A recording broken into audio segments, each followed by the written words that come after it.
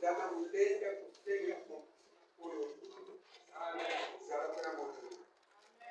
Odiwo ezaleka. Nazo na komplektesu na ikazo na roti. Mingi bayo te boni ngani malamu. So moyo kwa kabisa.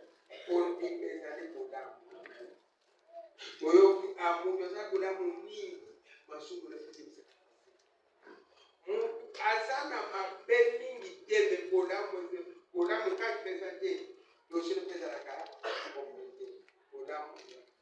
Yangu aloketi.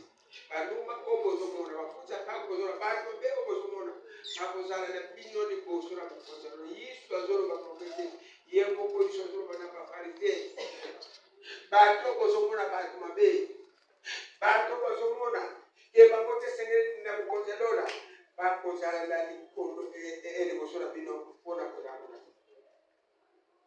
ulamu embeka kulamu soko ni kulamu kesala kulamu soko ni kulamu kona nzende ko be ba ku ba para mulia be sino kona nzende ba ko rolia ko ke kona nzende se kona nzende ba ko rolia na kata nzende ba ko mama o nzende kuna papa o nzende kuna isala biso ba tu ba mususu ba do be biso ta fera ba na biso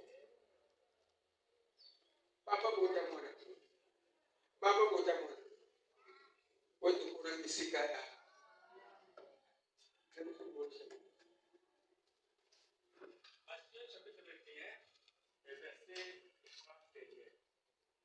Nalokina bino ya solo bafuti pako na basi ya ntumba bakokota na bokonzi ya Nzambe liboso na bino. Amen. Bato mabela bolamu na bango ba mabela sala bakozala likolo bino ba chrétien bino bozo kata Nzambe zakate me bato bozo mona ni bana ozoyenga bato bosala mabe bakozala dade boso kozelona ebino ko ni bona en fait Nzambe so ma Jericho esa kata Jericho mosala Nzambe esa kata Jericho mosala Nzambe Nzambe kuteko mikisa mwasi ya Mungu bakoti na kati ya Jericho bamone kona bado kasi mwasi ya ndumba kombe tangu tushapo ucha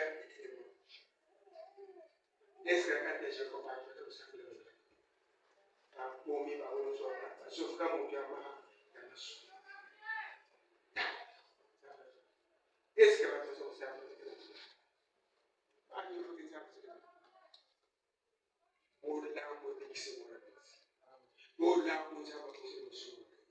Bola Nzambe akomi na kati ya makomami meza usara kutundu ala kutena akende please yenda tu yebo kaza kusambela